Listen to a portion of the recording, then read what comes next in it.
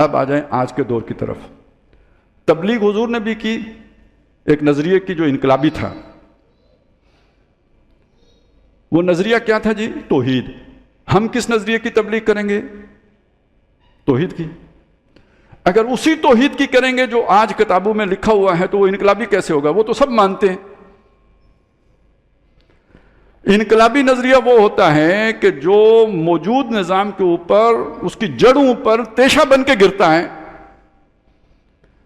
تو آج کی توحید تو اس سارے باطل نظام کو قبول کر کے بیٹھی ہوئی ہے. جو سب سے بڑا توحیدی ہے وہ سب سے بڑا مطیع ہے.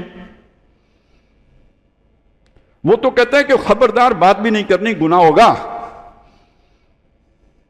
اللہ سخت ناراض ہوگا کہ جو اللہ کے زمین کے اوپر سائے ہیں ان کی تم نے گستاخی کی ہے. تو اس لیے اقبال کو کہنا پڑا نا، زندہ قوت تھی زمانے میں توحید کبھی، اب کیا ہے فقط ایک مسئلہ علم کلام. ان کی باتوں کے جھگڑے ہیں توحید پر، عمل میں تو توحید اب غیر متعلق شے ہو گئی ہے. اب دنیا تو اس عملی توحید سے خالی ہو چکی ہے. ہم رخصت ہوئے اوروں نے سنبھالی دنیا، پھر نہ کہنا ہوئی توحید سے خالی دنیا. تو کون سی توحید سے دنیا خالی ہوئی؟ عملی توحید سے خالی ہوئی. عملی توحید کا تقاضا کیا ہے؟ سروری حکمرانی اللہ کی، نہ نمرود کی نہ جمہور کی. عملی توحید کا تقاضا کیا ہے؟ معاشی انصاف، معاشی عدل. عملی توحید کا تقاضا کیا ہے؟ یہ اونچ نیچ کے جو تصورات ہیں انسانوں کے درمیان یہ ختم، سب برابر، اللہ کی مخلوق. المسلم کفل لکل مسلم، ہر مسلمان دوسرے مسلمان کے برابر حقوق کا حامل ہے. اس زمانے میں توحید بت پرستی کے خلاف جہاد تھا. آج کے زمانے میں توحید معاشی، سیاسی، سماجی انصاف ہے کہ جس کی صورت آپ نے سامنے رکھنی ہے اس کو فوقیت دینی ہے، وہ انقلابی نظریہ بنے گا. اگر آپ وہ توحید بتوں والی ہی لے کے چلتے رہیں گے تو یہ کلامی توحید ہے. آج تو اب ہندو بھی نہیں بت پرستی کرتے یار.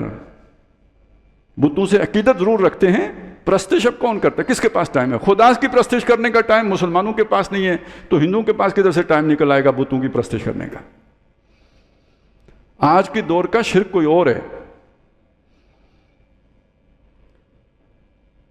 اور نئے جو بھی شرک ہیں اس میں یہ سرمایہ داری، مال کی ملکیت. ملکیت کس کی ہوتی ہے؟ للہ ما فی السماوات و ما فی الارض. کسی کا اپنے مال کے اوپر اختیار نہیں، امانت ہے، اللہ کی دی ہوئی امانت ہے. جسم بھی امانت ہے. میرا جسم میری مرضی نہیں، مالک ہر شے کا اللہ ہے. اسی طرح خالق ہونے کی حیثیت سے مخلوق ہیں باقی سب اور آپس میں برابر ہیں. اور حکمران ہے وہ کسی اور کی حکمرانی نہیں، نہ انفرادی حکمرانی نہ اجتماعی حکمرانی. اگر اس کو آپ ایجوکیٹ کرتے ہیں، اس کی تبلیغ کرتے ہیں، اس کی تربیت دیتے ہیں، یہ بات سمجھاتے ہیں تو آپ کی توحید انقلابی توحید ہے. یہ بات گول کر جاتے ہیں تو آپ کی توحید بس زبانی کلامی توحید ہے. اس سے نظام کو کوئی فرق نہیں پڑنا. نظام کو اس توحید سے فرق پڑنا ہے. تو اگر آپ نے انقلاب کی طرف پیش قدمی کرنی ہے تو توحید کے اس پہلو کو فوقیت دینی ہوگی. اس جو بھی ایک نظری توحید ہوتی ہے یا اعتقادی توحید ہوتی ہے اس کے اوپر اس عملی توحید کو فوقیت دینی ہوگی.